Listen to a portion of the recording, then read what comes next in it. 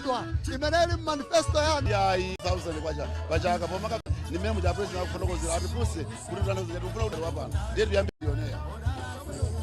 alandila kunkulu amenesotu muli bwajwa ndiri bwino ne muli mene mwamonera wandale mukuona kuti ena acha mukapindulawo ana awo ndi awawo ana amene azibambo awo la polisi achi akuona nyumba zimene zabwino zizi ndi anthu amene akuona zinthu zizikutheka ndiona ati kutito pa social media anthuto amakuteketsana achipani cha MCP kuti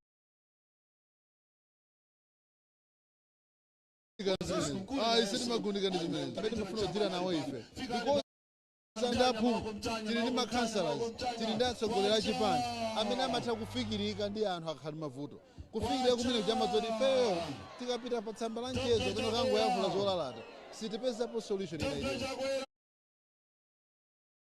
koma tiziwa panga ingenja atsogoleri ndi ife always tikhoza kuyankhula nanu ngati pali mavuto titamva ndipo timaoneka ngati anzeru nthawi zina chifukwa chakuti tamvera kwa anthu ochokera pano kuteko anthu awa tikawafunsa nkhawa